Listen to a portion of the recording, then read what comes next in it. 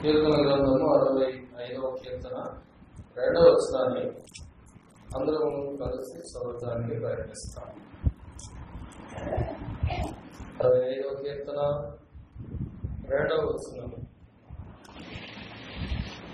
ప్రార్థన ఆలకించువాడా, సర్వశరీరులు నీ యొద్దకు వచ్చెదరు.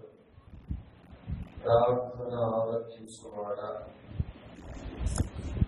సామెతల గ్రంథము 15వ అధ్యాయం 8వ వచనాన్ని కూడా తెలుసుకుందాం. సామెతల గ్రంథము 15వ అధ్యాయము 8వ వచనం తెలుసుకుందాం. భక్తిహీనులు అర్పించుకోవాలి, యెహోవాకు చేయండి. యథార్థవంతుల ప్రార్థన ఆయనకు ఆనందకరము. ప్రార్థన చేస్తున్నాం.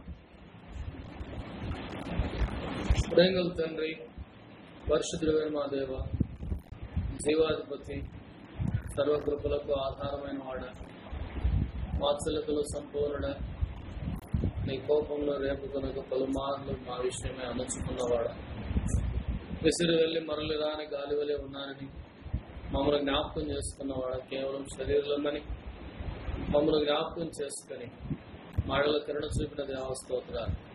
రాత్రి మరలా నీ సన్నిధిలో మేము సమకూర్చబడి మా ప్రార్థన దూపుని ఎత్తుకుని మీ సన్నిధికి రాగలిగి కృపించినందుకు వందనాలు. తలుపులను వచ్చే వారం ఏపాటి వారమయ్య, మంటి పురుగులమైన మా మీద మీరు దృష్టి నిలుపుటేలా, మాపై మీరు మనసు నిలపనేలా, మమ్మల్ని దృష్టించనేలా. ఆకాశం పట్టుదల మీరెక్కడ, భూమి మీద సామాన్యులు మేమెక్కడ, అనువంత కూడా కనిపించని మాపై మీరు చూపిన ఈ దయకొరకు స్తోత్రాలు. హృదయపూర్వకంగా మిమ్మల్ని కొనియాడుతున్నా, నామాన్ని హెచ్చిస్తున్నాను. ఈ రాత్రి ప్రార్థన కొరకే మీ సన్నిధికి మమ్మల్ని సమకూర్చారు. మీరే మాతో ముచ్చరించండి, మీ మనసులోని సంగతులను మాకు బోధించండి. ప్రార్థన ద్వారా మీరు మహిమ పొందండి, మా ఆత్మలను సిద్ధపరచండి. ఎదురుస్థితికి మా ప్రభు అయోగ్యమైన మాలిన్యం సంపూర్ణంగా తొలగించండి. ఎదురుస్థితికి యోగ్యమైన వారంగా కనపరచబడి నిన్ను ఘనపరుస్తూ నీ సన్నిధిలో ప్రార్థించడానికై మమ్మల్ని సిద్ధపరచవలసిన కోరితే ఇంకెవరిన్ని ఏర్పాట్లు ఉంటే వారిని కూడా నడిపించమని ఏ వాగ్దానాలు చేపడుతుంది. నిర్గమ 4:12, 21, కీర్తన 10, మత్తయి 10, 20, లూకా 12, 12, మార్కు 4, 24 ప్రకారం, అలాగే మత్తయి 7:29 మీ సన్నిధి కోరుతున్నాం. మత్తయి 5:2 ప్రకారం సహాయం సంపూర్ణంగా మీ అధికారమును వినియోగించి మీరే మహిమ పొందుతూ రమ్మని లూకా 8:15 నెరవేర్చండి. మీ సహాయం చేయమని కోరుతున్నాం. మత్తయి 17:8 మీ వాగ్దానాన్ని సంపూర్ణం చేయండి, మిమ్మల్ని కనబరుచుకోండి. కీర్తన ద్వారా మీరు మహిమ పొందడానికి స్తోత్రాలు. మమ్మల్ని సిద్ధపరచవలసిందిగా ప్రార్థిస్తూ మీ వాక్యం మా హృదయం ఉండినట్టుగా సహాయం చేయండి. వాక్యానుసారంగా సిద్ధపడటానికి సహాయం చేయండి. యేసు ప్రభు నామమున వేడుచున్నాము తండ్రి.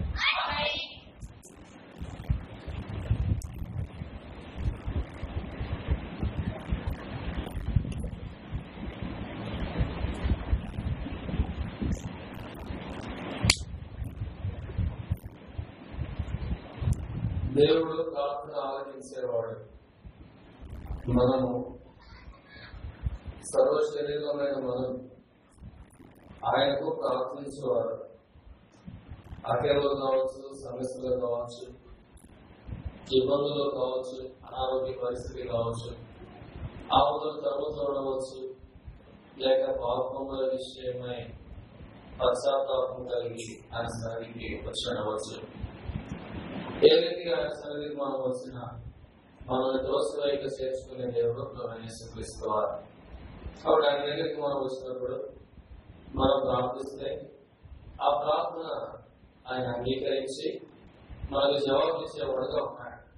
అయితే ఒక ప్రశ్న ఏంటంటే, ఎవరి ప్రార్థన వింటాడు అని బైబిల్లో మనం ప్రశ్నించినప్పుడు బైబిల్లో వచ్చే సమాధానం ఏంటి తెలుసా? యథార్థవంతుల ప్రార్థన ఆయనకు ఆనందకరం. నువ్వు ఏ స్థితిలో దేవుడి సన్నిధికి వచ్చినప్పటికీ దేవుడి సన్నిధిలో నువ్వు చేసే ప్రార్థన మోసయుక్తమైనదిగా భక్తిహీనమైనదిగా ఉండకూడదు. యథార్థంగా ఉండాలి.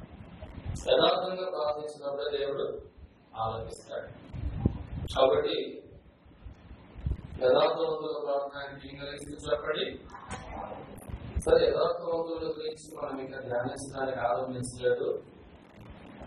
ఇక్కడ 2 క్యారెక్టర్స్ కనిపిస్తున్నాయి మనకు. సామెతల గ్రంథం 15:8 ఒకరు భక్తిహీనులు, మరొకరు యథార్థవంతులు. ఇద్దరు దేవుడి సన్నిధానానికి అర్పణ తీసుకొచ్చారు, ప్రార్థన చేశారు. అయితే దేవుడు యథార్థవంతుల ప్రార్థనను ఆనందించాడు, భక్తిహీనుల ప్రార్థన లేదా అర్పణ అసహించుకున్నట్టుగా చూస్తున్నాం. కాబట్టి భక్తిహీనంగా మనం ఉంటే మన ప్రార్థన దేవుడు అంగీకరించాడు. యథార్థపరులమై దేవుడి సన్నిధిలో ప్రార్థిస్తే జీవితంలోనూ, మన మాటలలోనూ, మన నడవడిలోనూ మనము దేవుని ఎదుట యథార్థపరులుగా ఉండాలి. బైబిల్ ఏం చెప్తుందో తెలుసా? ద్వితీయోపదేశకాండం 18:13 చూద్దాం. Deuteronomy chapter 18 verse 13.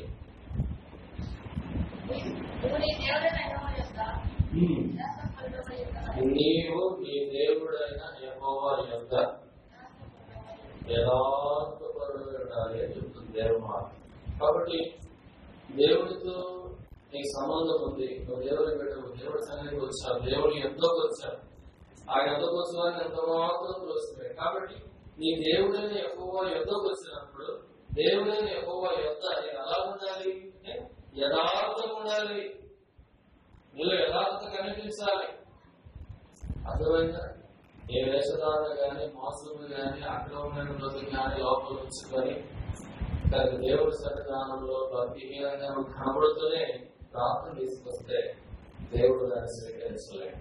కాబట్టి భక్తిహీనులంటే ఎవరు అనే ప్రశ్నకు సమాధానము బైబిల్లో మనం వెతుకుతున్నాం. ఇప్పటికే భక్తిహీనుల గురించిన గుణాలు చాలా వరకు మనం నేర్చుకున్నాము. ఇంకా కొన్ని తలంపులు ఉన్నాయి. ఈ దినము మరొక సంగతిని సామెతల గ్రంథం 21 7 ఆధారం చేసుకుని మనం నేర్చుకోవడానికి ప్రయత్నిస్తాం. భక్తిహీనులు అంటే ఎవరు? భక్తిహీనులు ఏం చేయలేదు కనుక వారిని గురించి కొన్ని విషయాలు లోకిగా బైబిల్ చూడటానికి ప్రయత్నిస్తాం. సోదర, సామెతల గ్రంథం 21:7 భక్తిహీనులు న్యాయము చేయనవరు, వారు చేయి బలత్కారం వారిని కొట్టుకొని పోతుంది. సరే, ఏం చేస్తున్నాడు? వారు చేయి బలత్కారం వారిని కొట్టుకొని పోతుంది. వారు ఆ ప్రవాహంలోనే, వారు చేసిన భక్తిహీనమైన క్రియల్లోనే, వారు చేసిన అన్యాయంలోనే వారు కొట్టుకుపోతారు. అంటే భక్తిహీనులు ఏం చేయరు అంటే న్యాయం చేయరు. న్యాయం చేయని వారు ఎవరు అంటే భక్తిహీనులు. అర్థమవుతుందా? న్యాయం చేయని వారు ఎవరు? కాబట్టి భక్తిహీనులకు గుణం ఏంటి? అన్యాయం చేయటం. ఏం చేయటం? అర్థమవుతుందా? న్యాయం చేయడం అంటే ఏం చేస్తుంటారా? అన్యాయం చేస్తుంటారా? కాబట్టి వారు చేసే పని ఏంటి? అన్యాయం. అన్యాయం అని తెలుసు కానీ చేసేది మానడు. అన్యాయం శిక్ష వస్తుందో తెలుసు, చేసేది మానడు. అన్యాయం చేస్తే దేవుడు ఊరుకోవడం తెలుసు, చేసేది మానడు. అన్యాయం వల్ల కలిగే ఫలం ప్రమాదకరమైన తెలుసు, అయినా మానుకోరు. వీళ్ళెవరు అంటే భక్తిహీనులు.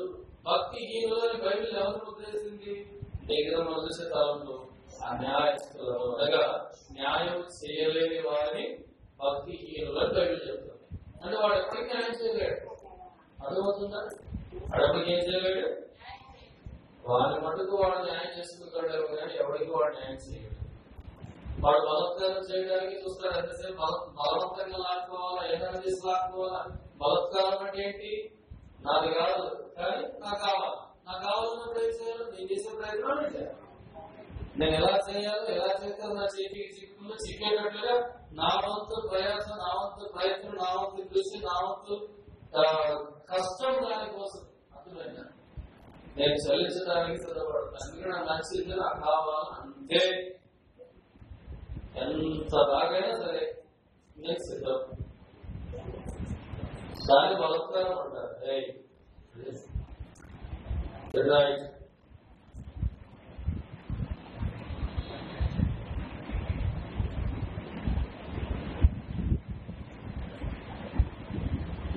ఆవిడ గమనించాలి, ఎంత దాకా ఇష్టపడతాయి. తనది కాలేజీని సంపాదించాలంటే అంత సాధ్యం కాదు. అహముకి ద్రాక్ష తోట మీద కనబడింది, దాన్ని కోరుకోవడం చేసుకోవాలనుకున్నాడు. నాబోతు ఇవ్వడానికి ఇష్టపడలే, బలత్కారంగా లాక్కున్నాడు. ఎలాగా? అబద్ధ సాక్ష్యం, అన్యాయ సాక్ష్యం చెప్పించి ఊర్లో వాళ్ళను ఇద్దరు పనికి మాలో నిలబెట్టి ఆయన తీర్పు చెప్పించి ఊర్లో ఎప్పటికి లాక్కొని పోయి రాజును దేవుడిని దూషించాడని నేరం మోపి ఉపవాస దేవుడు సాధించి మరీ ఇప్పటికనే కాదు, ఉపవాస పాత్ర పెట్టి మరీ చంపారు. ఏ ప్రార్థన పెట్టి? రాజును దేవుడిని నాబోతు దూషించాడు. కాబట్టి మీరు చంపండి అంటే ప్రజల అమాయకులు ఇద్దరు సాక్షుల నోట ఆ మాట వచ్చిందంటే ధర్మశాస్త్ర ప్రకారంగా ఇశ్రాయేలు ఆ వ్యక్తిని బయటకు తీసుకెళ్లి ఊళ్ళో తీసుకుపోయి రాష్ట్రపడి చంపుతారు. కాబట్టి ఆ సాక్ష్యం చెప్పకుండా తీసుకెళ్ళిపోయి రాబోతు అన్యాయం చంపేశారు.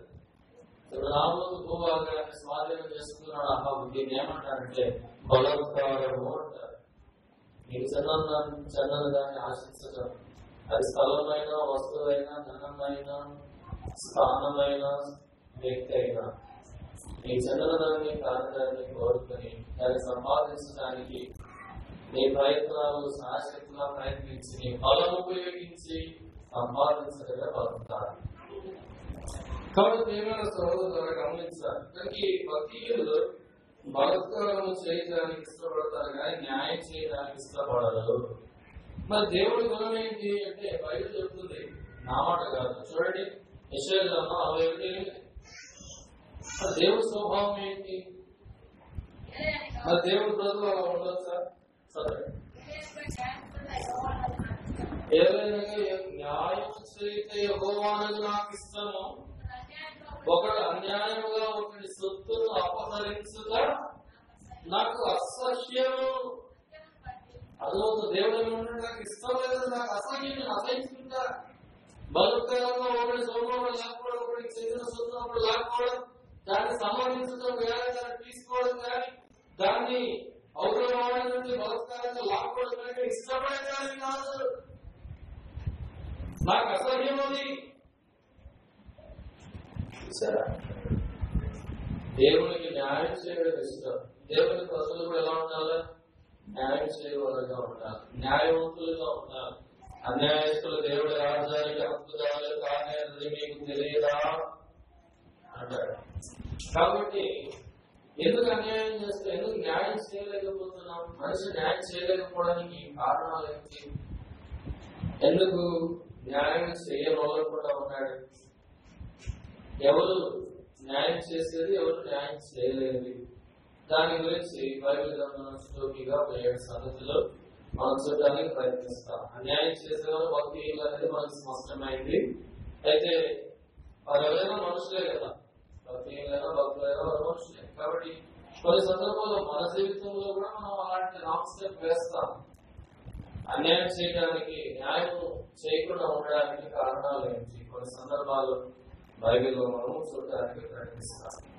అయితే దేవుడు వాక్యం ఏం చెప్తుందంటే, న్యాయము చేయమని వాడికి, న్యాయంగా ప్రవర్తించిన వాడికి, న్యాయము మాట్లాడిన వాడికి, న్యాయవాదన చేయని వాడికి, అన్యాయంగా ప్రవర్తించే వాడికి నేను కాదు దేవుడు ఇచ్చిన తీర్పు.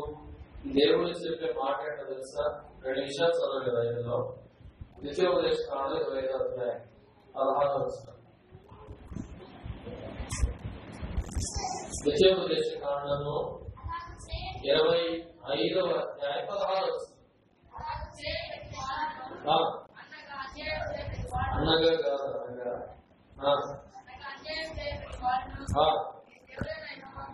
నీ దేవుడైన యెహోవా హేయుడు అంటే అసఖ్యుడు. అన్యాయం చేయని వాడు ఎవరు అలా చెప్పండి? దేవునికి అసహ్యమైన వాడు. అసహ్యులు ఎక్కడికి వెళ్తారు? తిరిగి వారును, అసఖ్యులను, అవిశ్వాసులను, అసఖ్యులను ఎక్కడికి వెళ్తారు? అగ్నిగంధకాలతో మాట 3వ ఫ్లాట్ పక్క ఫ్లాట్ రెడీ అయిపోయింది. అగ్నిగుండం ఎవరికి తెలుసా? అసఖ్యులకి. దేవునికి ఎవరైతే హేయంగా బ్రతుకుతారో, దేవుని దృష్టికి అసహ్యంగా కార్యాలు ఎవరైతే చేస్తారో, దేవుడు అసహించుకునే జీవితం ఎవరైతే ఉందో వారికి 3వ పక్క బిల్డింగ్ రెడీ అయిపోయింది. సాధ్యం ఉంది, ఇంకేదో ఉంటుంది అందులో ఎవరైనా అర్థం అవుతుందా? సామాన్యులు పంటమే వాతావరణం అవుట్ల్యాండ్ గుర్తు పెట్టుకోరండి. అంతిమ తీర్పు అయిపోయారంటే నరకానికి పోవట్లేదు, అందులో ఏం సందేహం. బట్ ఒకసారి చచ్చిపోక ముందు నీ జీవితం ఎలా ఉంది ఆలోచించు. న్యాయంగా ప్రవర్తిస్తున్నావా, న్యాయంగా మాట్లాడుతున్నావా, న్యాయం చేయడానికి ట్రై చేస్తున్నావా, లేకపోతే అన్యాయం సమర్థిస్తున్నావా, అన్యాయం సపోర్ట్ చేస్తున్నావా, అన్యాయం ఎందుకు పోతున్నావా, ఏం చేస్తున్నావు, ఎందుకు న్యాయం చేయలేకపోతున్నావు, ఎందుకు అన్యాయం చేస్తున్నావు, అది ఎందుకు ఎక్కువ వాక్యంలో చూడడానికి ట్రై చేస్తాం. రెండవ మాట చదవండి, దానికి ద్వితీయోపదేశకాండం 7వ అధ్యాయం 19వ వచనం.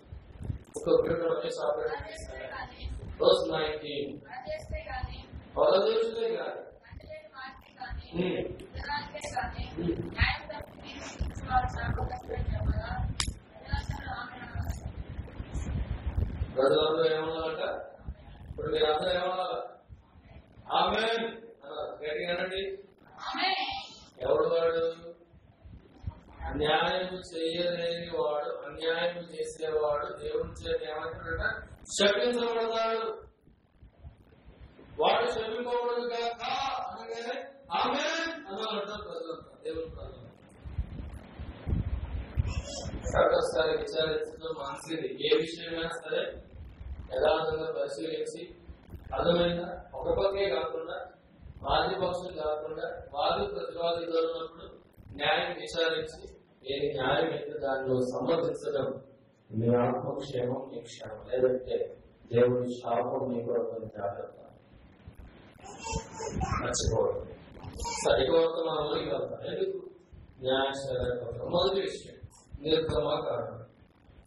దేవుడు కొన్ని కండిషన్స్ చెప్పాడు, కొన్ని కమాండ్మెంట్స్ కూడా ఇచ్చాడు. నిర్గమాకాండం 23వ అధ్యాయం వచనం పిల్లలు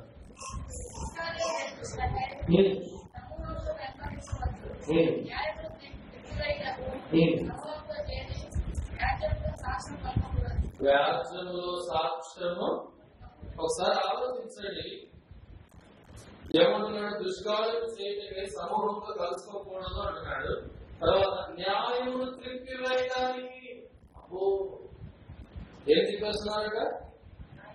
న్యాయాన్ని త్రిప్పేస్తున్నారు. దేనికి తిప్పేస్తున్నారు? న్యాయాన్ని అన్యాయంగా తిప్పుతున్నారు. న్యాయం ఏంటో అర్థం కావడం లేదు, న్యాయాన్ని తిప్పేస్తున్నారు. నేడు ప్రపంచంలో మనం ఆలోచిస్తే న్యాయం ఎక్కడుందండి? ఎక్కడుంది న్యాయం? చెప్పండి, ఉందా న్యాయం? ఉందా లేదా? న్యాయం ఉంది కానీ జరిగించడం ఎవరు లేదు. ఏం కారణం? ప్రతివాడు వాడి స్వార్థం కోసం తిరిపేస్తాడు. అర్థమవుతుందా? కోర్టులో నేను గెలవాలా అంటే లాయర్ గారికి కనిపించి తప్పుడు వాదితో చేస్తాడు. గెలవాలంతే. కోర్టులో నేను గెలవాలా అంటే వాడు ఏం చేస్తాడు? న్యాయం లేకపోతే గెలవలేడు. అర్థమైందా? యుద్ధంలో గెలవాలా అంటే న్యాయం లేకపోతే గెలవలేడు. చివరికి క్రికెట్ మ్యాచ్ కూడా మ్యాచ్ ఫిక్సింగ్ అయిపోయింది. అర్థమైందా? ఎవరైనా చెప్పండి. ముందుగా నేను అవుట్ అయిపోతే నీకు ఇస్తామంటే సరిపోయాడు. దేశం ఓడిపోతుంది, దేశానికి అపకీర్తి వస్తుంది అని ఆలోచన వాళ్ళకి లేదు. వాడు జేబులు నిండుతుందా లేదా అంతే, వాడు స్వార్థ భావం నెరవేర్చబడుతుందా లేదా అంతే. వాడు కావాల్సింది దానికోసం ఏం చేస్తున్నాడు? న్యాయాన్ని తిప్పుతున్నాడు. కాబట్టి న్యాయం చేయలేడు. న్యాయం చేయలేకపోవడం మొదటి కారణం ఏంటి? ఈ త్రిప్పే బుద్ధి పోవాలి లోపల నుంచి. న్యాయాన్ని అన్యాయంగా, అన్యాయాన్ని న్యాయంగా త్రిప్పే బుద్ధి నీ లోపల నుంచి పోవాలి. లోకంలో ఇప్పుడు అదే పరిస్థితి ఉంది. న్యాయాన్ని అన్యాయాన్ని తిప్పుతారు, అన్యాయాన్ని న్యాయంగా చూపిస్తారు. అది లోకంలో డబ్బు ద్వారా జరుగుతుంది. సంఘం కూడా అంతేనా? సంఘం ఆలోచించాలి కదా, దేవుని ప్రజలు ఆలోచించాలి కదా, దేవుడు వాటిని చదివేవాడు ఆలోచించాలి కదా. ఏది న్యాయమో మీ అంతటా మీరే పరిశీలించి తెలుసుకోలేరా, వివేచించలేరా అంటాడు. కాబట్టి ప్రేమ స్నేహితులారా, నేడు ఈ జ్ఞానం మీకు లేకపోవడం వల్లనే న్యాయం చేయలేకపోతున్నా. నీ లోపల న్యాయమును త్రిప్పివేసే గుణం తొలగించుకుంటే అప్పుడు న్యాయానికి స్థిరంగా నువ్వు నిలబడతావు, న్యాయం చేయడానికి నిలబడతావు. అదే ప్రారంభమైనా సరే నేను న్యాయం చేస్తాను, అన్యాయం చేయడం అనే మాట వస్తుంది. ఎందుకు ఆ మాట రావడం అంటే త్రిప్పే బుద్ధి పోలే ఆపోండి. ఏమోలే న్యాయాన్ని తిప్పేసే బుద్ధి మరి ఎందుకు తిప్పుతున్నావు? ఎవరి కోసం తిప్పుతున్నావు? ఏ కారణం చేసి తిప్పుతున్నావు? నీ లోపల ఏ ఆలోచన తిప్పుతున్నావు? నీకు కావాలా? నీ లోపల ఉన్న దేవుడికి కావాలా? రేపు తీర్పు ఇవ్వబోయే యేసుతో వారికి కావాలా? నీ మీద జ్ఞానం పోయి అపవాదికే కావాలి. మేము అడిగి తెలబడి నలుగురిని ఆ మోసం చేశారు. ఇప్పుడు దేవుడిని మోసం చేయలేము, న్యాయాధిపతి అయిన క్రీస్తుని మోసం చేయలేము, మన మీద జ్ఞానం పోయి అపవాదిని మోసం చేయలేము అని మన బతుకంతా క్లియర్గా తెలుసు. అర్థమైందా? ఎప్పుడో వాళ్ళు క్రియాదే నిలబడతాడు, మీకు తెలియదు.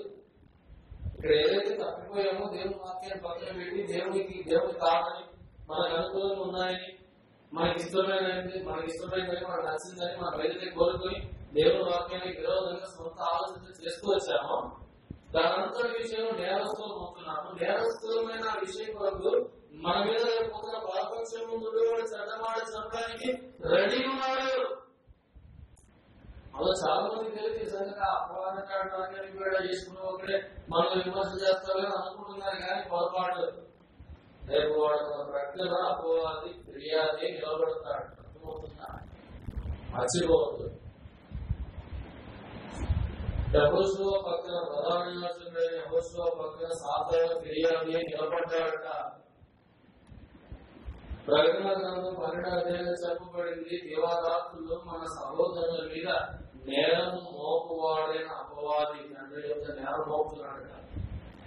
ఏమని నేరం మోపుతున్నాడు? వీళ్ళు నన్ను రక్షించుకున్నావు, వీళ్ళ కోసం ఒక ప్రాంతం పెట్టావు. వాళ్ళు చూసారా ఎన్ని అబద్ధాలు ఆడుతున్నారు? వాళ్ళు చూసారు ఎలాంటి దొంగ పనులు చేస్తున్నారు? వాళ్ళు చూసారు ఎంత అన్యాయంగా ప్రవర్తిస్తున్నారు? వీళ్ళ కోసం మనం చనిపోయావు. నీ శివ గ్రంథం నుండి నువ్వు వాళ్ళ పేరు కొట్టేయాల్సిందే.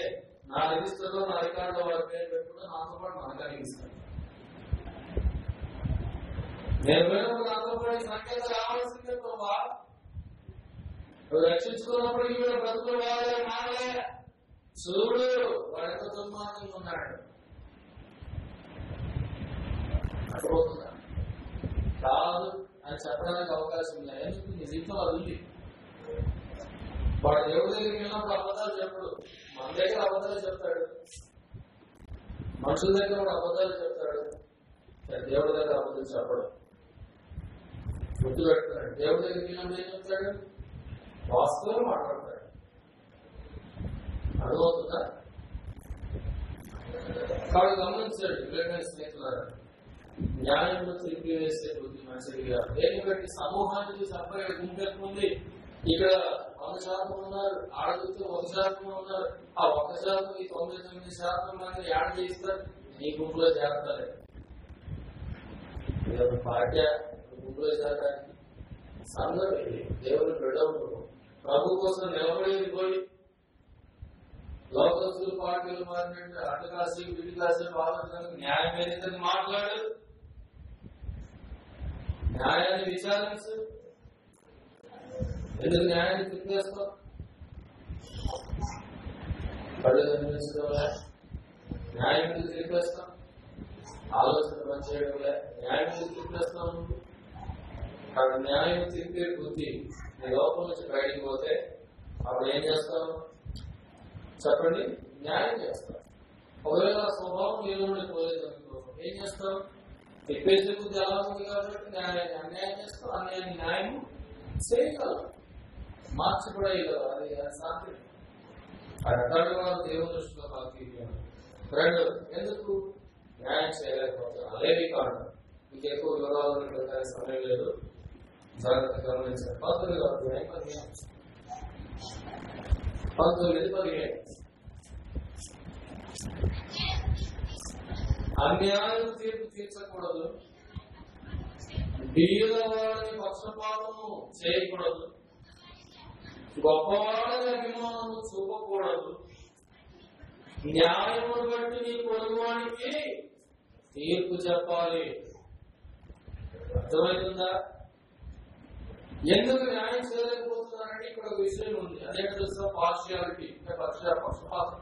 ఇక్కడ చెప్పండి, పక్షపాతం అంటే నాకు సంబంధించినోడు, మనోడు, మా కులపోడు, లేదా మా ప్రాంతమోడు, లేదా మా రాష్ట్రమోడు, మా భాషోడు, నేను తెలుగు ఏదో రాజతత్వమో, కులతత్వమో, మతతత్వమో, విశ్వాసంలో కూడా ఇవి ఉంటాయంటే ఇప్పుడు తగలటాయి. మరి ఏం చేద్దాం?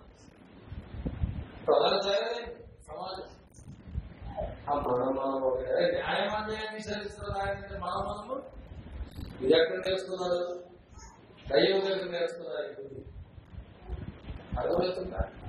న్యాయము విచారించేది మర్చిపోయారు మనుషులు. ఎప్పుడో మర్చిపోయారు. సాక్షాత్ యేసుతో వారికి అన్యాయం తీర్పు జరిగింది. ఇక మనకి ఎవరు న్యాయం చెప్తారు? లోకస్తులు. చెప్పగలరా? సాధ్యం అవుతుందా? ప్రభువు తెలుసుకున్న మనం అదే ప్రభువు తెలుసుకున్న మనం కూడా లోకస్తుల మాదిరి పక్షపాతులంలో ఉండకూడదు. మనోడైనా మందోడైనా తమ్ముడు తనవాడైనా న్యాయం తప్పకూడదు. అర్థమవుతుందా? ఇంకా కూడా చెప్పండి. న్యాయము ఎవరైనా ఉంటాయి. అలా వ్యవహరించాలి. పక్షపాతం ఎందుకు? మరి ఎందుకు చేయలేకపోతున్నాం న్యాయం? ఎందుకు అన్యాయస్తులుగా మిగిలిపోయాయి? ఏం కారణం అంటే, రెండవది పక్షపాత వైఖరి నీ లోపల. పక్షపాతం ఉంది. పక్షపాతం కాదు, పక్షపాతం. అర్థమైందా? పక్షపాతం అంటే మనవాడు మనకి చెందినవాడు. మనకి చెందినవాడికి ఏ తప్పు చేసినా పర్వాలేదు. అర్థమైందా? అవి మనకు కనిపించవు. అవతలోడు తుమ్మినా కష్టమే, దగ్గినా కష్టమే. అర్థమైందా? అన్ని తప్పే. మనవాడు ఎంత పెద్ద తప్పు చేసినా చెప్పండి, అది తప్పని అనిపించటంలే. జ్ఞానంగా అనిపించటంలే, మనకు అనిపించటంలే, కనుమరుగైపోతుంది. ఎందుకు అలా అవుతుంది అంటే కారణం ఏంటి? పక్షపాతం. మనవాడికి ఒక తీర్పు, మనవాడికి ఒక న్యాయం, బయట ఒక న్యాయమా? ఇదేనా దేవుని బిడ్డలు నేర్చుకునేది? అవి గమనించాలి. అందుకే నేడు సంఘం లోకంలోకి పోయింది. అర్థమవుతుందా? సత్యములకు, పరిశుద్ధతకు, ప్రేమ పరిశుద్ధతకు నిలయంగా మారవలసిన సంఘం నేడు కల్పనాలకు సేవియబుల్స్ కష్టమైన వాటిని అనుసరిస్తూ తప్పుతో పట్టించబడుతుంది. అర్థమవుతుందా? ఏం కారణం? ఈ పక్షపాతులని క్రైస్తవుడికి కులం ఎక్కడది? క్రైస్తవుడికి ప్రాంతీయతత్వం ఎక్కడది? క్రైస్తవుడికి మతం ఎక్కడది? క్రైస్తవుడికి ఇలాంటి ఆలోచన ఉండొచ్చు. తప్పు కదా? యేసుప్రభువులో అడగబడిన ప్రతివాడు మనవాడే. అర్థమవుతుందా? దేవుని బిడ్డలు సార్వత్రికంగా ఇది ఒక కుటుంబం, దేవుని కుటుంబం. ఆయన కుటుంబంలో మనం భాగస్థులుగా చేశాడు. అది మనకు గ్రహించాలి. కానీ ఈ ఊళ్ళోకి మనవాడు అనుకోకూడదు. అని అజ్ఞానం అయిపోతుంది. దేవుడు ఏం చెప్తున్నాడు? పరదేశైనా సరే, విధవరాలైనా సరే, తండ్రి లేని వాడైనా సరే, మీరు పక్షపాతము చూపకూడదు. అర్థమైందా? వీరవాడని వాడికి అన్యాయం తీర్పు, వాడికి అన్యాయం చేసి గొప్పోడని వాడికి అభిమానం చూపించవద్దు. అలా చూపిస్తే దేవుడి దృష్టిలో నేరస్తుడవుతాం. ఎవరికైనా న్యాయం ఒకటి. అర్థమైందా? అలాగే ఆలోచించాలి. కాబట్టి ప్రేమ స్నేహితులారా, పక్షపాత ధోరణి అన్నప్పుడు ప్రభు దృష్టిలో, లోకం దృష్టిలో అర్థమవుతుందా? అనగా దైవికమైన విషయాల్లో మనం న్యాయం చేయలేవు. మీ వల్ల కాదు. పక్షపాతం అనేది పోవాలా. నాకు ఎవరైనా ఒకటే అనే భావనతో ఉన్నప్పుడే నువ్వు న్యాయం చేయగలవు. ఈ పక్షపాతం అంటే న్యాయము చేయగలవు. అన్యాయమే చేస్తాను. మూడవది ద్వితీయోపదేశకాండం 4:17 చూడండి. కూర్చోబాబు.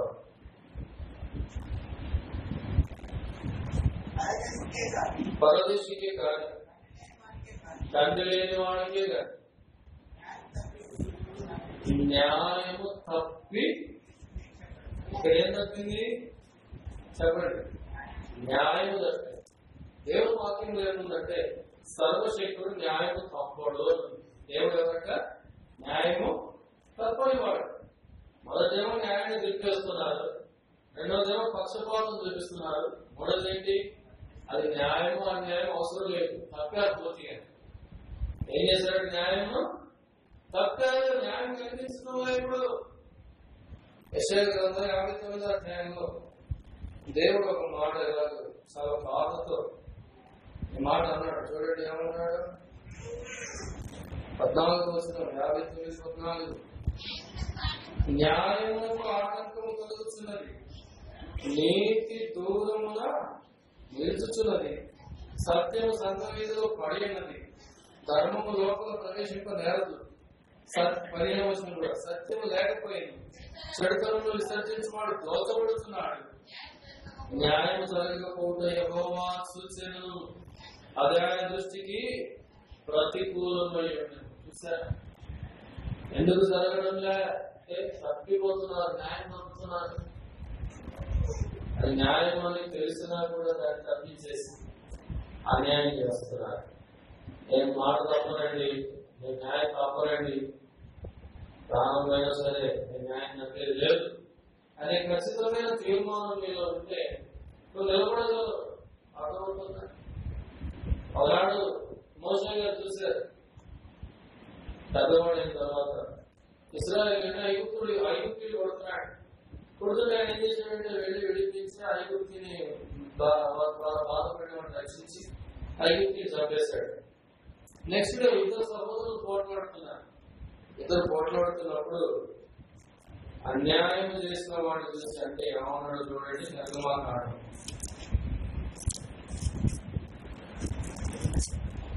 2వ అధ్యాయం,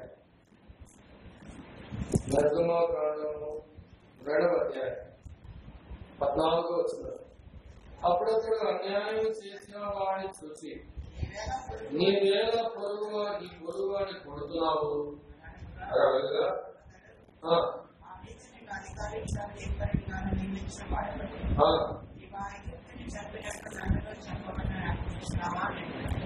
నీవు ఐగుప్తిని చంపినట్టు నన్ను చంపబోయని అని మోషేతో అన్నాడు. మోషే గారు ఏదో సర్ది చెప్పబోయాడు. నేను సహోదరులు కదా, ఎందుకు ఒకటి కూడా అన్యాయం చేసుకుంటున్నారు? మంచిది కాదయ్యా. అంటే అదేమన్నాడు చూసారా? మా మీద అధికారి ఎవడు పెట్టాడే నిన్ను, మా మీద అధికారి ఎవడు పెట్టాడు, మాకు ఎవరు తీర్పు చెప్పని పెట్టింది. న్యాయం ఎక్కడుంది? పోయింది న్యాయం. మరి ఐగుప్తీయులు కొట్టినప్పుడు కూడా అదే మాట అన్నారా? అనలేదే. ఐగుప్తుని కొట్టి సంగతి ఏం లేదంట. సహోదరులు పోట్లాడుకుంటే విడదీస్తే అన్యాసుడు నువ్వు నిన్ను అన్నాడు. చూసారా ఎంత దుర్మార్గం. ఐగుప్తులు ఎవరు రాలేదు అంతే కానీ చెప్పండి ఎవరు సహోదరులే ఏం చెప్తున్నారు? మా మీద నేను అధికారి ఎవరు పెట్టాడు, నిన్న వాడి చెప్పాడు అని చెప్పాలనుకుంటున్నా. ఉందా న్యాయం మీకు? మరి నువ్వు తల్లిదండ్రులు కదా విడిపించడానికి చట్టంలో మాట లేదు అనొచ్చు. మొదలే అడవలేదు పాపం, అదే అల్లే అవసరం మాట్లాడలేదు. సరే వాడు అంటే అన్నాడు, ఆ మాట బయటపడుతుందేమో భయపడి తెచ్చిపెట్టి పారిపోయాడు. అది వేరే సబ్జెక్ట్. కాబట్టి గమనించాలి, మన వరకైతే న్యాయం జరగాలని కోరుతాం. మిగతా వాళ్ళ విషయంలో న్యాయం తప్పిపోయినా మనకి ఏం చెప్పలే. అర్థమవుతుందా?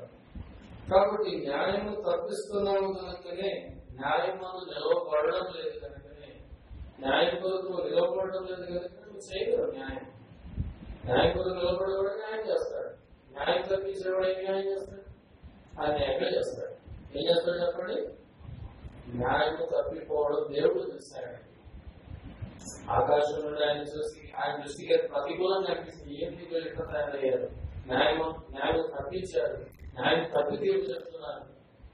అర్థమైంది? ఇలాంటి దౌర్భాగ్యమైన స్థితి నా ప్రజల్లో కనిపిస్తుంది. ఆకాశం నుండి దేవుడు చూసి బాధపడ్డారు. మొట్టమొదటి విషయం ఏంటి? ఎందుకు న్యాయం చేయలేదు చెప్పండి? ఎందుకు అన్యాయం చేస్తున్నారు? మొదటి విషయం ఏంటి? న్యాయాన్ని తెప్పేస్తున్నారు అన్యాయముగా, కాబట్టి చేయలేదు. రెండవది పక్షపాతాన్ని చూపిస్తున్నారు, కాబట్టి న్యాయం చేయలేదు. మూడవది న్యాయాన్ని తప్పిస్తున్నారు, క్రమం తప్పించినట్టు బండి పాఠాలు తప్పినట్టు. అర్థమైందా? ఇంకెక్కడ చేస్తారు న్యాయం? కాబట్టి చేయలేదు. నాలుగవది చూడండి, దేవుని వాక్యంలో ద్వితీయోపదేశకాండం 16వ అధ్యాయం 19వ వచనం చదవండి. ద్వితీయోపదేశకాండం 16 19.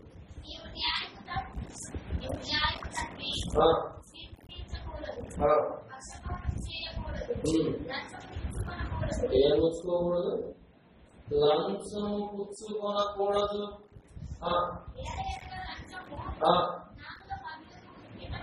జ్ఞానుల కన్నులకు ఏం కలిగిస్తున్నారా? వృద్ధితను కలగచేయును. కళ్ళు నోడుగా గుడ్డైపోతాడు.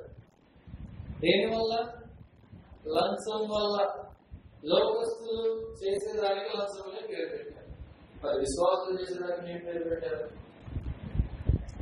విశ్వాసులు ఇస్తే ఎలా ఇస్తారు? చెప్పండి. న్యాయం తెలిపేయడానికి, న్యాయం తప్పించడానికి, మా పక్షంగా అన్యాయం కూడా మాకెళ్ళే మాట్లాడండి అనడానికి మీరు ఏమిస్తారు? ఏ రూపంగా ఇస్తారు? గిఫ్ట్. ఏంటంటే ఎంత మర్చిపోయారు కదా, దేవునికి తెలియగలుగుతున్నావా ఏ ఉద్దేశం ఇస్తున్నావో? ఇంటికి పిలిచి రొట్టి ముక్కలు వండి పెట్టి ఒకరికి 300 ఆటో కిరాయికి పంపించాడంట ఆలయ నుండి శ్రీరాములకి. ఒక ఆయన ఒక పెద్ద మనిషి ఆలయం నుండి శ్రీరాములకి ఎంత సాక్షి? ఆటో సాక్షి ఎంత? 300 పెడితే ఆటో సాక్షి 300 సరిపోతా? ఏమైనా అట్లా చేసామంటే ఆయన చెప్పిన సమాధానం తెలుసా? కిరాయి ఇచ్చా, ఆటో కిరాయి ఇచ్చాడు. ఆటో కిరాయి 300. వీళ్ళకి పిచ్చం పెట్టాడు, ఏం ఇచ్చాడు? కాగితం పడ్డాడు, అక్కడ 300 రూపాయలు ఆటో కిరాయి ఇచ్చాడా? మరి కనిపించడంగా లోకానికి, సంఘానికి కూడా కనిపించడంగా. అర్థమవుతుందా? కనిపించడం ఇలాంటివన్నీ కనిపించినా పట్టించుకోవడం లేదు. ఎందుకు పట్టించుకోవడం లేదు అర్థం కాదు. కాబట్టి మేము గమనించాలి. లంచము జ్ఞానుల కన్నులకు గుడితనాన్ని కలిగిస్తుంది. ఇక్కడ అనేక మంది లంచానికి లొంగిపోతున్నారు. అర్థమవుతుందా? ఏదో కార్యక్రమాలు కావచ్చు, ఏ పని కావచ్చు, అందులో వాడికి ఏదైనా లాభం ఉంటే వాడు చేస్తాడు. వాడి లాభం లేకపోతే చేస్తాడు. ప్రేమ ఏమైనా చేస్తాడా? ఇందాక మాటలు వచ్చినప్పుడు మాట్లాడుకుంటూ ఉంటే సమాధానం అంటాడు. మనదేమో అవతలేమో కొంతమంది విస్తారంగా డబ్బులు గుమ్మరిస్తున్నారు, మనకేమో ఏం లేక పరిమాణం పెట్టకపోతుంది. మనకెవడు సపోర్ట్ చేస్తాడు అంటే దేవుడే సపోర్ట్ చేస్తాడు. ఎవరు చేస్తారు? దేవుడు. ఆయన ఇష్టం చేస్తే చేయడం లేకుండా లేదు, మనం చేసేదేముంది. కాబట్టి గమనించాలి. లంచం చేత న్యాయాన్ని మార్చిపడేస్తున్నాను సమాజంలో. లోకంలో లంచం తీసుకునే ఏ వ్యక్తి అయినా సరే న్యాయం చేయడానికి చేస్తాడు. గవర్నమెంట్ ఉద్యోగి కావచ్చు, అర్థమైందా? ఒకవేళ ఏ వ్యక్తైనా కావచ్చు, లాయర్ కావచ్చు, జడ్జి కావచ్చు, పోలీసులు కావచ్చు, ఎవరైనా కావచ్చు. లోకంలో ఉద్యోగం సంపాదించాలంటే నాకు ఏం కావాలా? నీకు మంచి స్టడీస్ ఉన్నా సరిపోదు. ఏం చేయాలి? దాంతో పాటు వాడికి నడిపితేనే వాడు జాబ్ ఇస్తాడు. అట్లాగా జాబ్ తెచ్చుకున్న విశ్వాసుల ఉద్యోగ జీవితం ఆశీర్వాదకరంగా ఉండదు. గుర్తుపెట్టు. లంచం ఇచ్చి నువ్వు ఉద్యోగం తెచ్చుకుంటే ఆ ఉద్యోగం వచ్చే జీవితాన్ని దేవుడు ఆశీర్వదించలేడు. దేవుడు నీకు అనుగ్రహిస్తే అది లేదు. లంచం పెట్టి తెచ్చుకునేది దేవుడు ఇచ్చేది కాదు, అపవాదం ఇచ్చే బహుమానం. అది గమనించాలి. ప్రేమైన స్నేహితులారా, లంచం తీసుకుంటున్నారు కనుక ఏం చేయలేకపోతున్నారు చెప్పండి? న్యాయం ఎక్కడ న్యాయం? కావాల్సింది చేయకుండా కరెక్ట్గా బట్టి ఏం చెప్తూ న్యాయం అర్థమైందా? ఒక ఆయన ఉంటాడు, ఆయన తినంతసేపు అర్థమైందా? ఆయన తిండి పెట్టినంతసేపు ఎదుగుతాడు బాగా. కడుపు పెట్టింది అనుకో, అది న్యాయం అన్యాయమే అనవసరం. అదే అప్పటిదాకా అన్యాయమైన సంగతి న్యాయం అంటాడు ఆయన. మరి అది విచిత్రం అర్థం కాదు. మళ్ళీ అనడానికి ఎలాగైనా అయిపోయిందా? డబ్బు తీసుకోగానే అయిపోయిందా? లంచం తీసుకుని న్యాయాన్ని తిప్పేస్తావా? అన్యాయం చేస్తావా? దేవుడు ఎలా మెచ్చుతాడు? దేవుడు దృష్టిలో భక్తిహీనుడు ఇలాంటి పనులు చేస్తాడు. నీ జేబులోకి వచ్చే రూపాయి ఎలా వస్తుంది? ఏ రూపంలో వస్తుంది? నువ్వు కష్టపడి సంపాదించిందా? ఎవరినైనా మోసం తీసి తీసుకుంటున్నావా? ఆలోచించు. ఏ ఉద్దేశంతో నీ జేబులోకి వస్తున్నాయి డబ్బులు? ఏ ఉద్దేశంతో ఇంట్లో నీ వస్తువులకు వస్తున్నాయి? జగన్ గారు అంత మోసగాడు. యేసులో వచ్చిన దినాలు అన్ని బయటపడ్డాయి. పశ్చాత్తాపడ్డాడు, బ్రతుకు మారింది. మనమేమో ప్రభు దగ్గరికి వచ్చినప్పుడు బాగానే ఉంది, అన్ని ఒక్కొక్కరు అన్ని ఇచ్చిపెట్టి మంచి తీర్మానం చేసి బాప్తిస్మం సాక్ష్యం ఇచ్చాము. కానీ రాను ఏమైందంటే లోకము, పరిస్థితులు, వాటి ప్రభావం మన మీద మనల్ని ప్రభావితం చేసి మనం కూడా వాళ్ళ మాదిరి తయారైన పరిస్థితి ప్రారంభించింది. అందుకే దేవుని వాక్యం వల్ల హెచ్చరిక చేస్తుంది. మనం ఎప్పటికప్పుడు సెల్ఫ్ చెక్ చేసుకోవాలా, జాగ్రత్త పడాలి. లేకపోతే దేవుని చేత శిక్షార్హులై ప్రమాదం ఉంది. జాగ్రత్త. 4వది లంచం తీసుకున్నారు కనుక పదే చేయాలి చెప్పండి, న్యాయం చేయాలి. 5వది విషయకంగా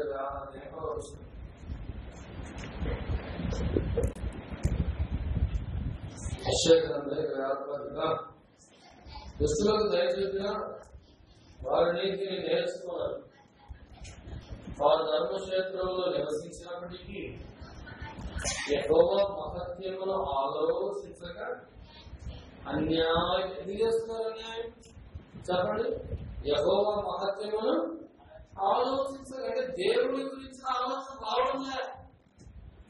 దేవుడు ఉన్నాడు, దేవుడు వింటాడు, దేవుడు ఈ విషయాన్ని తీర్పిస్తాడు. దేవుడు ఒకవేళ నేను ఇక్కడ అన్యాయం చేస్తే నాకు అన్యాయం చేస్తున్నాను అవుతాను అనే సంగతి, దేవుడి మహత్యాల గురించి, దేవుడి గొప్పతనాల గురించి, దేవుడి గురించి ఆలోచన లేకపోవడం వల్ల ఏం చేస్తారట? దేవుడి గురించి ఆలోచన రావాలి. మనం ఏ విషయమైనా మాట్లాడేటప్పుడు ఒకసారి దేవుడి వైపు ఆలోచించాలి. ఎవరికి ఆలోచించాలి చెప్పండి? మనుషుల వైపు, దేవుడి వైపు ఆలోచించాలి. దీని విషయం దేవుడే మాట్లాడు. దీని విషయమే దేవుడు ఎలా తీసుకుంటాడు, ఎలాంటి తీర్పు నాకు వస్తుంది దీన్ని బట్టి. ఇక్కడ నేను తీర్పు చెప్పలేదు కదా, అక్కడ నాకు ఎలా తీర్పు వస్తుంది దీన్ని బట్టి సంగతి మనం ఆలోచించాలి. ఆలోచించినప్పుడు అన్యాయం చేయలేదు. దేవుడి వైపు ఆలోచిస్తే భయం కలుగుతుంది.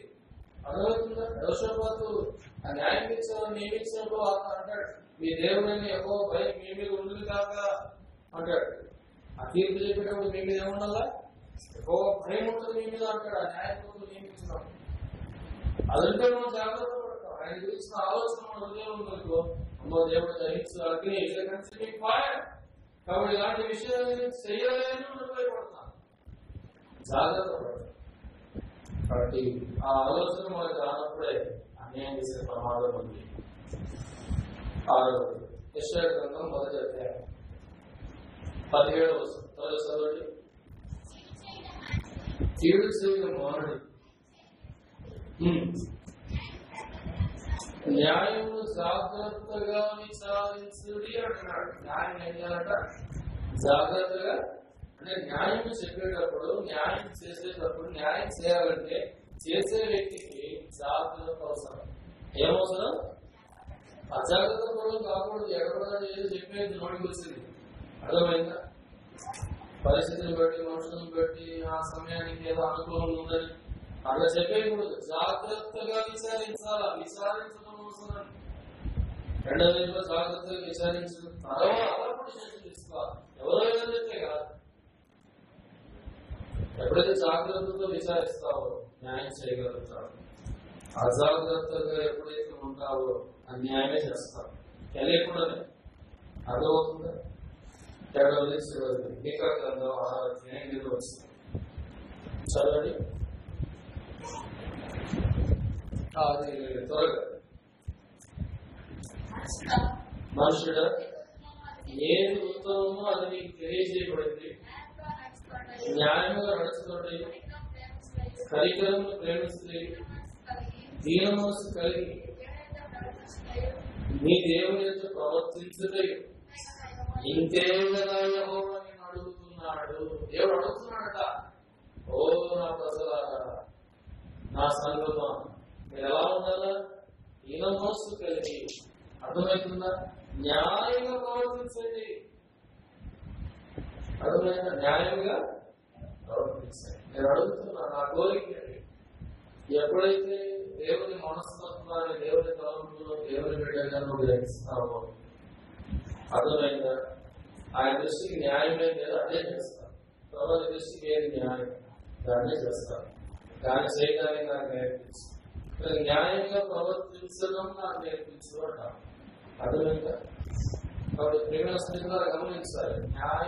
న్యాయ ప్రవర్తన, న్యాయంగా ప్రవర్తించే ప్రవర్తన నువ్వు నీ జీవితంలో కలిగి ఉన్నప్పుడు అవతల వాడికి అన్యాయం చేస్తావు. కాబట్టి న్యాయంగా ప్రవర్తించేదంటే ఎదుటివాడికి అన్యాయం చేయలేవు, చేయడానికి అవకాశం ఇవ్వలేవు. అర్థమవుతుందా? కాబట్టి ఎందుకు న్యాయం చేయలేకపోతున్నారు మనుషులు? ఎందుకు అన్యాయం చేస్తున్నారు? ఎప్పుడు న్యాయం చేయగలరు అనే విషయాలు కనుక వీటిపైన ఆధారపడి ఉన్నాయి. అర్థమైందా? ఒక వ్యక్తిలో 7 గుణాలు. మొదటిది న్యాయం తిప్పివేసే గుణము లేనప్పుడు న్యాయం చేయగలడు, అన్యాయం చేయలేడు. ఆ గుణం ఉంటే అన్యాయం చేస్తాడని న్యాయం చేయలేడు. రెండవది పక్షపాత ధోరణి. అది లేనప్పుడు న్యాయం చేయగలడు, అన్యాయం చేయలేడు. అది కనుక ఉంటే అన్యాయాన్నే సపోర్ట్ చేస్తాడు, న్యాయం చేయలేడు. మూడవది న్యాయాన్ని తప్పిపోయే స్వభావం. ఏదేమైనా తప్పే పట్టించుకోడు. దానివల్ల ఏ నష్టం వచ్చినా పట్టింపులే, తప్పే తప్పలేదు, న్యాయం తప్పలేదు. అది ఇలా న్యాయం తప్పే గుణం ఉన్న వ్యక్తి న్యాయం చేయడం అసంభవం. నాలుగవది లంచం తీసుకునే వ్యక్తి న్యాయం చేయడం అసంభవం, అన్యాయం చేయడమే సంభవం. లంచాన్ని తీసుకునే స్వభావం లేనప్పుడు న్యాయం చేయడానికి అవకాశం ఉంది, అన్యాయం చేయడానికి ఆస్కారం లేదు. యెహోవా మహత్యాన్ని ఆలోచించినప్పుడు, దేవుని వైపు ఆలోచించినప్పుడు దేవుని భయం కలుగుతుంది కనుక న్యాయం చేయగలడు. అది లేనప్పుడు అన్యాయం చేస్తాడు. న్యాయమును జాగ్రత్తగా విచారించడం వలన, న్యాయం మీద పరిశీలించడం వలన న్యాయాన్ని చేయగలడు. న్యాయం మీద తెలుసుకోలేక ఏదో అప్పుడున్న సంగతిని వినేసి దాన్ని బట్టి తొందరగా తీర్పు తీసేస్తే ఆ వ్యక్తి అన్యాయం చేస్తాడు. ఎందుకంటే న్యాయం ఏమిటో అతనికి తెలియదు, న్యాయం విచారించడానికి అవకాశం ఇవ్వలేదు, న్యాయాన్ని విచారించడంలో జాగ్రత్త పడలేదు కనుక అజాగ్రత్త పడలేడు. కాబట్టి ఆ వ్యక్తి అన్యాయం చేస్తాడు, అన్యాయం చేస్తాడు.